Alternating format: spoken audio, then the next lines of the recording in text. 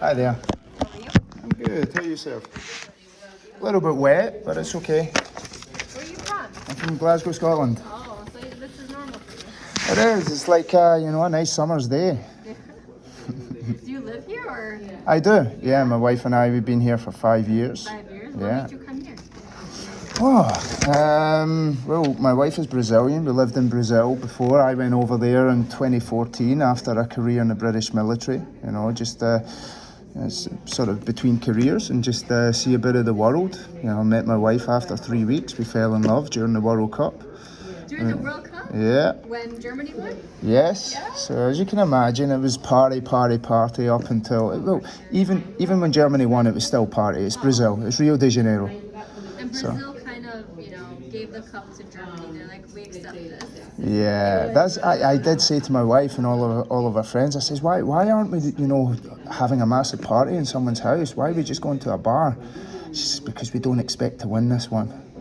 So, and the irony is that every game Brazil and Germany had played leading up to that, if you accumulated the score, it was 7-1 to Brazil. Do you believe it that, predetermined? I feel like... Yeah, well, who knows? Who knows? It's questionable. It's questionable. It is. That's not a coincidence, in my opinion. Yeah, and I don't believe in coincidences. No? No. And so and then we lived there for 3.5 years, but Brazil was starting to spiral a little bit down, Yeah.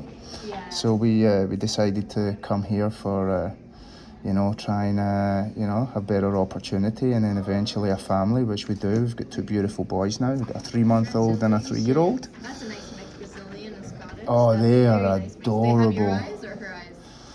They have their own eyes, actually, because my son Nicholas, who's 3, has hazel eyes. And Michael, who's 3 months, has grey silver eyes at the moment. Wow. They are special. They are very special boys. God has blessed us with these 2, and thank you. Yeah. So it was worth it, huh? It's been worth it. As much rubbish and stuff we have to crawl through, to try and make it here, then it's, you can weigh up the polarity of the good and the love that has come along with it as well. Exactly, it's universal laws. Yeah. Sorry, I took you off track. That's okay. You're the first person in history that I've ever spoken to behind in a government sort of public facility that's actually been willing to chit chat, chew the fat. This is like secondary. Yeah. The person is first, and obviously then we go into what we're talking, like what you came here for. But the person is first. Well, thank you. I really appreciate it. Everyone I've spoken to today so far has been that robotic, unemotional NPC. So. Yeah, that's unfortunate. They are taking over the world, so we gotta have humanity. Yeah. Connect in ways that robots can't connect with. Exactly, you're correct there. But yeah, so for this one, what do you want to say in addition to what you wrote? Is there anything in addition you want to say? Nothing really. I had an appointment. I went up to pay. There was money blocked in the machine.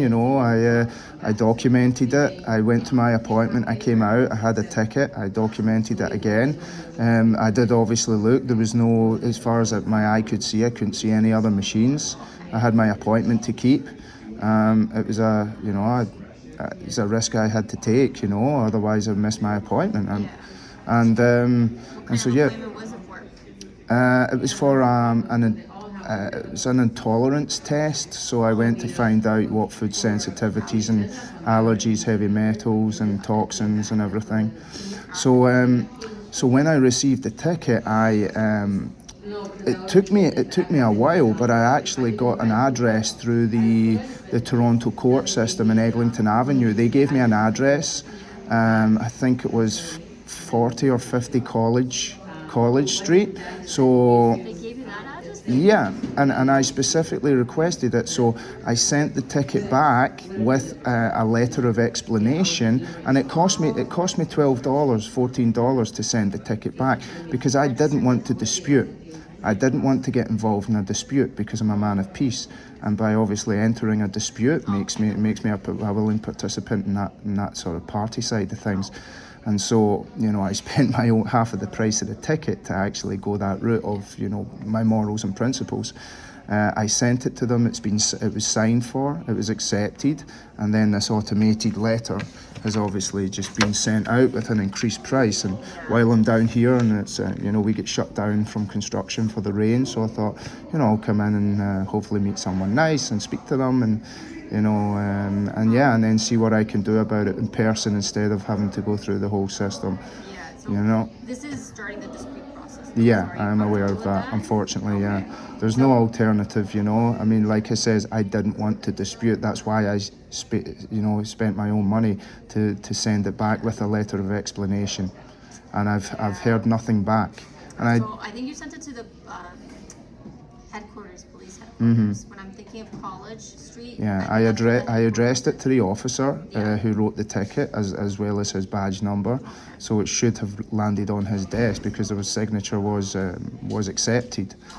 You know, but again, it's been a few weeks, and this was within 3 days of getting the violation on my car. Okay, I'll make sure I note all of this down. Thank you. So I know a lot of people get thrown off with the word dispute because it means like an argument, right? Yeah. And you don't want to engage in that. I understand, but this is not. We won't take it as that. Yeah. Okay. I know that's your personal values, and I understand, but this is you exercising your options. Maybe that's a better way to put it. Okay. You're exercising your options for receiving this parking violation. We look at it. We look at all the circumstances. I know you said you had evidence. I do. If you want to send it to us, Sure. that's our email address. Okay. You have a ticket number on that piece of paper. You have 7 days to send it to us. Yeah, I'll do that today. Within 30 days is your email address, tim.couples, CUPPLES, Yes. @gmail.com. That's correct. We'll email your decision. Okay. Okay, that's brilliant. Do you have the Green P app?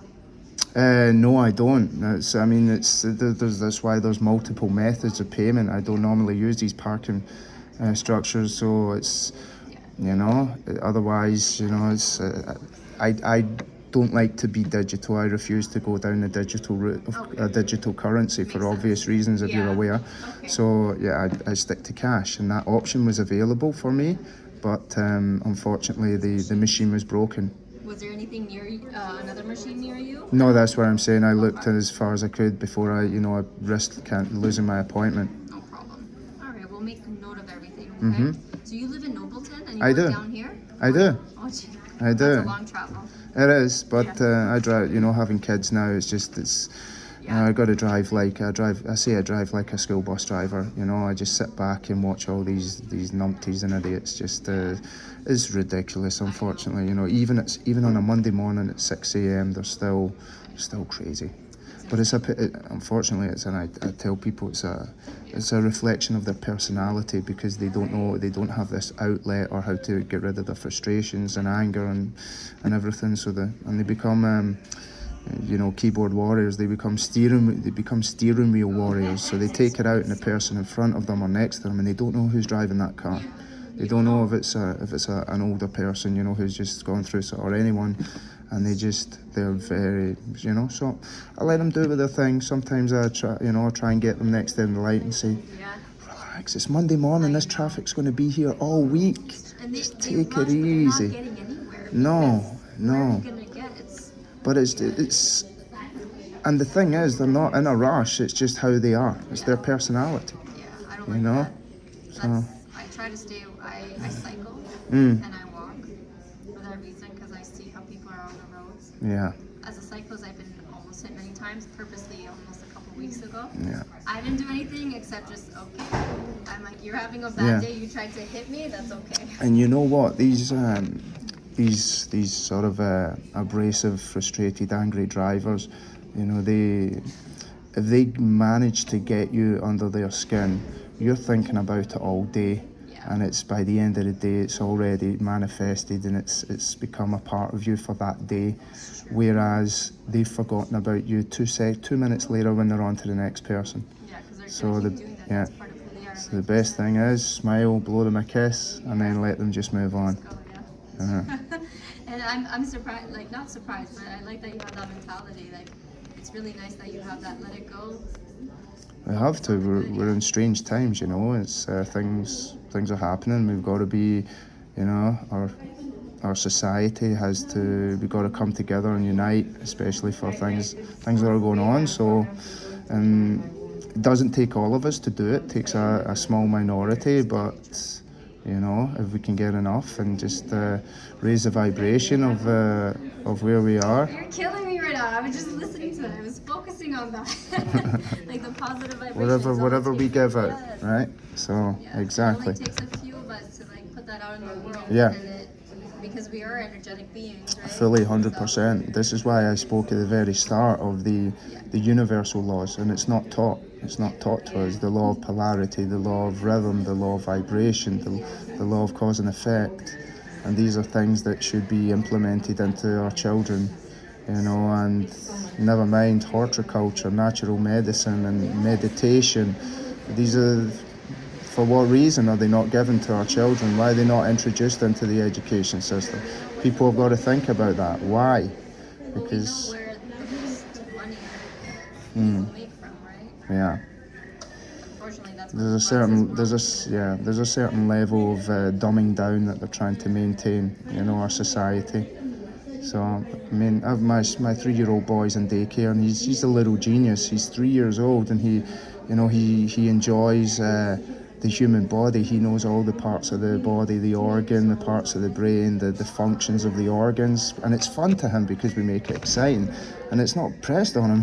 I pick him up from daycare, and he's like, "Daddy, I want to watch the spleen. I want to watch the pancreas," and then. And I see these other kids in daycare, and it breaks my heart. And I say to the carers, because they're like, "How are you doing this to him? How are you teaching him? He's incredible. He's going to be a scientist." And I say, I say to people as well that, you know, it's my responsibility as a parent to make sure that he learns 90 to 95% of everything from me and his mum. You know, you guys, you girls at daycare, you pick up the 5%, like the social skills, the stuff that we can't do, or we don't, you know. So most people, unfortunately, go the other route. They expect, because they're paying for a service, that the daycare's to do 90% of the work, and they just, you know, and it's heartbreaking when you see some of these kids, you know.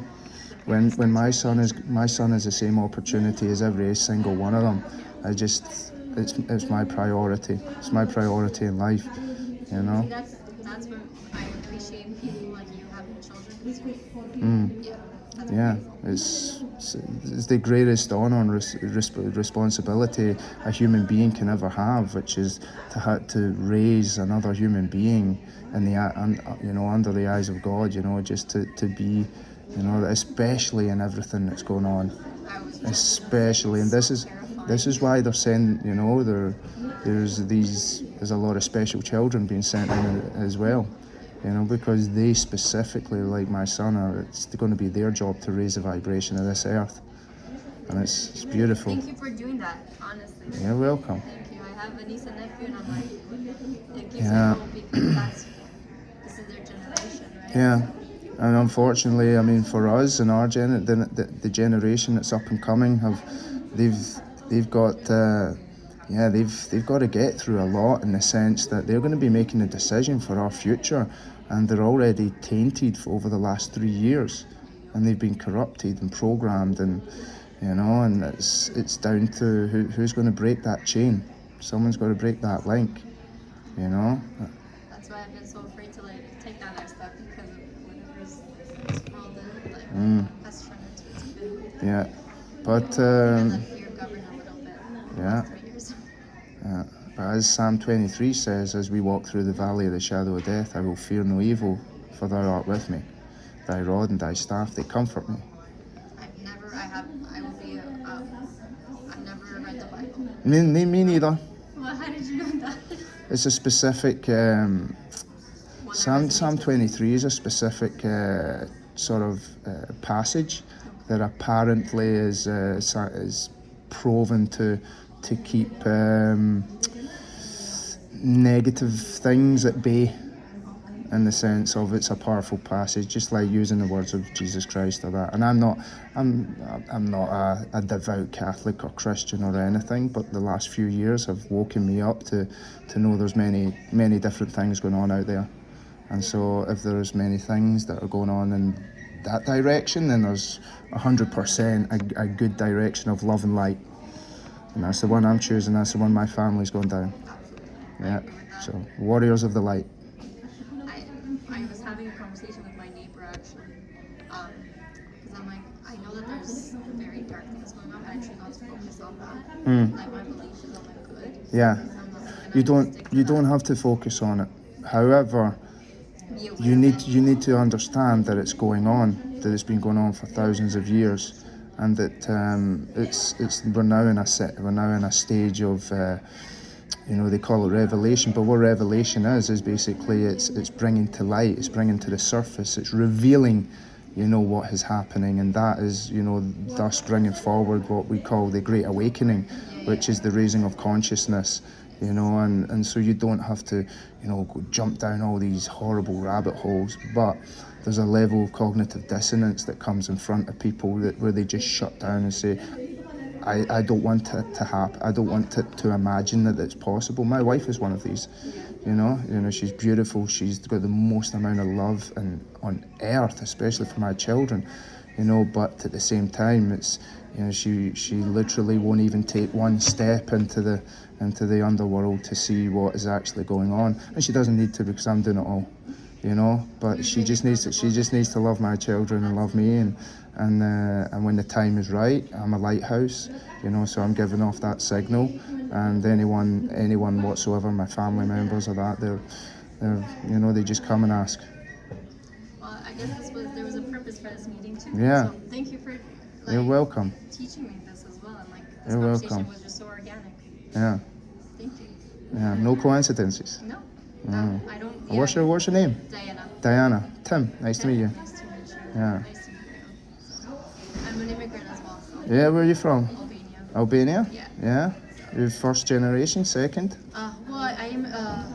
So my parents, we both immigrated here in 2000. Mhm. So I Wow. would say Okay. if I'm fortunate to have kids, they would be first. So you came when you were young. Yeah. I was 8. 8. Yeah. Yeah. Not bad. Grew up here, but still have the values of back home. So yeah, cool. And just remember, that like you say, with these, with our frequency and vibration, that's what's the universe is allowing us to attract like-minded people. It's just you recognize, you just catch someone's eye, and you just know that they're on the same frequency because we're giving it out. That's why we should never stay 6 feet apart. I know. Let's not even get started on that because I had to keep my job, so. Yeah, everything was by design and plan, because the frequencies that they want us in of fear, shame, and guilt, the lowest vibration, they're stronger. Nothing stronger than love, but they're strong enough. But they don't, they go a certain distance, and that's why they want us distance. Yeah. I had to do to survive, and I have to live with that, unfortunately. Also, gotta Just keep your faith. Keep your faith. I know I do. It's going to be. Decision, but Yeah. I'm here today, and I still have. Yeah. There's many. So I nearly lost my marriage because of it. Yeah. Yeah.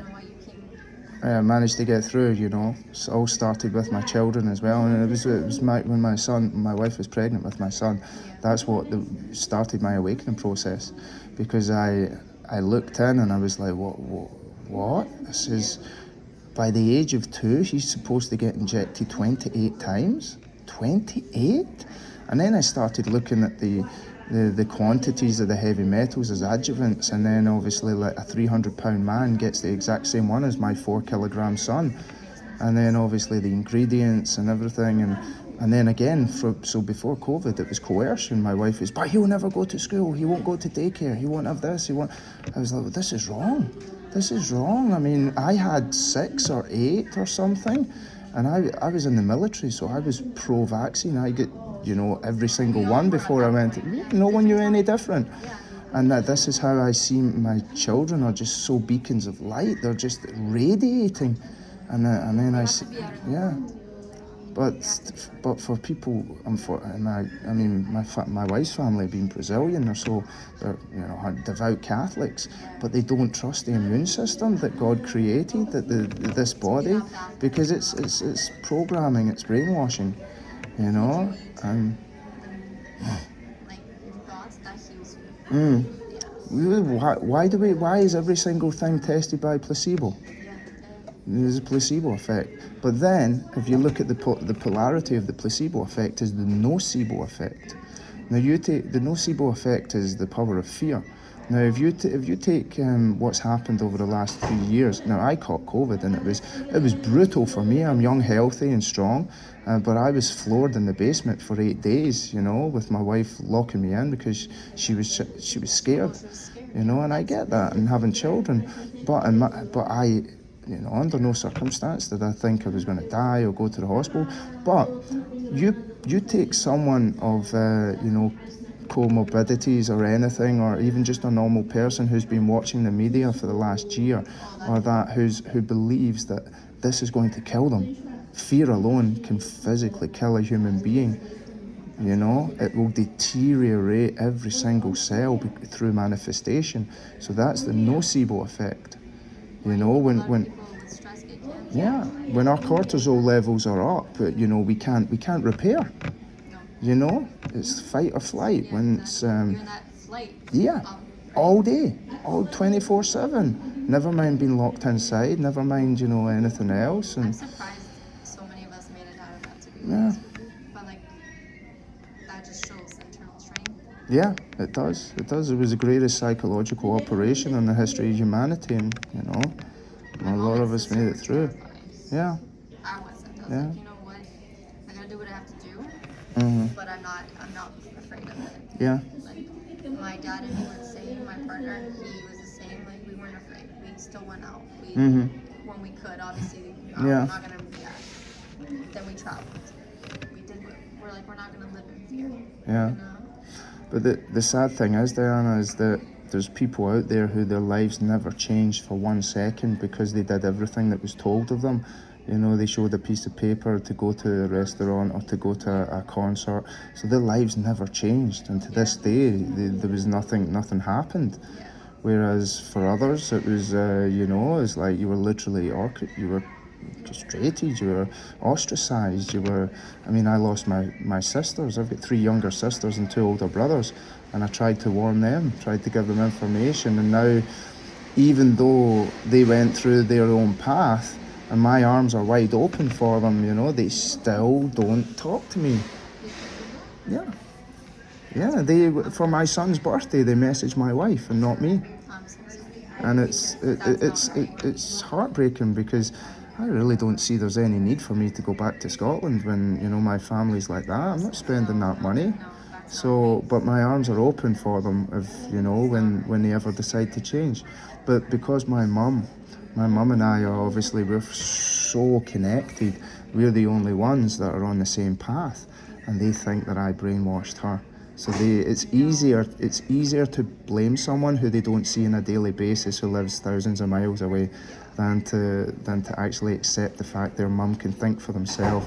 And we all get it from my grandfather. Her mum, he was just a legend. He was always searching for truth his whole life, through the pyramids, Edgar Casey, the Nostradamus. He was into it all. And so I've just got I've got that side of him, and so is my mum. You're making me want to. I've wanted to visit Scotland so much by just talking to you and just It's beautiful. It's wet. It's cold. It's miserable, but it's beautiful. You have to go to the Highlands though. Yeah. You got to go and see the Highlands. It was voted a couple of years in a row the most beautiful country in the world, but it is. There's just something that's calling me there, and I've told Ruben, I'm like, I think we have Yeah, to go. I want to speak to your partner and maybe take the leap. It's gonna happen. Yeah. It's gonna happen. That's it. Put the thoughts out, throw it out there to the universe, and it'll come back. We had an amazing weekend with things just weird, falling into place. Yeah. Synchronicities. Yeah, and it's just so wonderful. I just like I said, I'm not religious. I'm spirit. I just looked up and I just like started laughing. I felt like I sounded a little crazy, but I'm like, it's just so beautiful. Like this, one thing after the other after the other. It was just wonderful. Yeah. So this is just topping it off. It just continues. That exactly. It's giving off that frequency, that vibration, and getting it back. You know. Thank you, sir. I called you sir. So It's all right. what are you saying? NPC? Sorry. Would you say so robotic? NPC, a non-player character. That's what almost everyone else is. You know, it's really hard to get any emotional response from them. Yeah.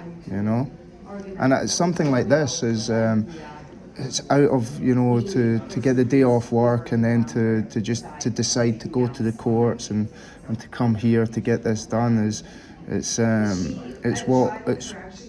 what certain people errants. It's what we call breaking patterns. So it's something out of your usual habitual sort of your path, and when you start to break patterns, things happen for you, you know. And Or, yeah. the universe works in favor with you too. We'll see. Yeah. Well, I hope with all of them. I had to go down to the other court and sort a few others out because it's just the whole Like traffic tickets? Is that what you're yeah, talking about? yeah. Just in the whole aspect of I've been researching common law.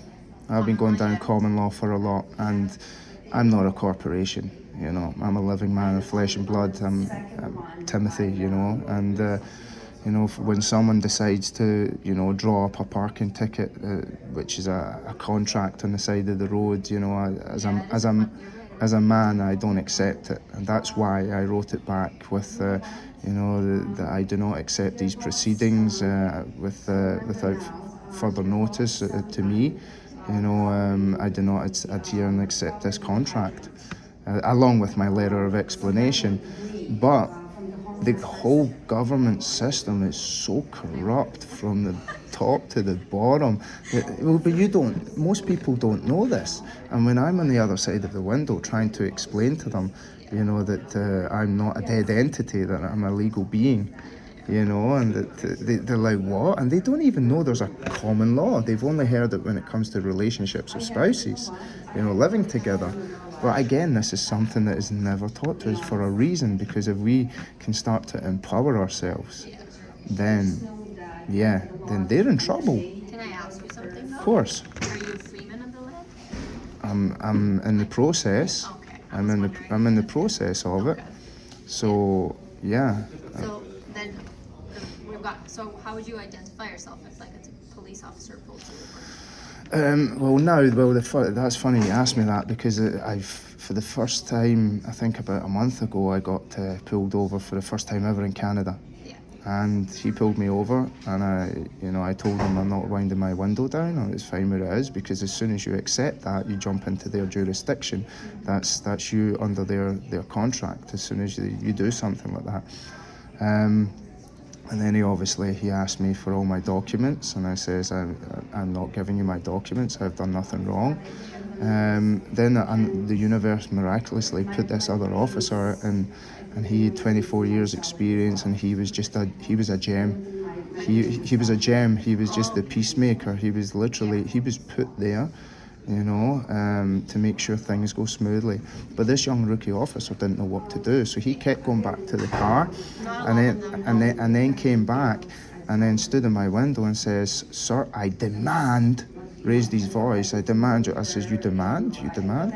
But now I know after, but the reason it was go big or go home. It was fight or flight, and every single inch or millimeter of me has been programmed since childhood, since to obey and do whatever these officers, you know, ask me to do. So, and then I've got the inside of me saying, "Oh, you're screwed. They're going to take your car. They're going to lock. They're going to."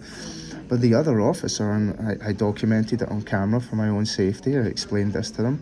And the other officer says, "Look, you're the 4 tickets," because he gave me a ticket for the moving violation, going through a no way, I think, for failure to surrender my license, failure to surrender my insurance, failure to surrender my registration, and one other one. So I got 5. And the other officer says, "Look, I believe you're doing the freeman of the land. If you just let us know, then that's okay." And every question they ask me, I says I do not answer questions, but I ask them questions. So the young officer came over, and he was every time he came to the window, I asked him. I says, "Am I under arrest?" And he walked away. He did not answer one question of He mine. didn't know how to No, express and the yeah, situation. exactly. I'm sure he's a rookie. Yeah, yeah. So I have 20. I was there for 29 minutes, and as soon as I refused to give my license, 4 cruisers turn up, which is an extreme sense of force. And I'm ex-military, and here's people with guns coming up to my window, demanding I'm things. surprised that other incident So, didn't yeah. trigger, right? Well, it was trying to. That's why I had to go all the way. That was my fight or flight moment. Now, if it happens again, I would obviously be more calm and composed. I was calm, but I would be more composed.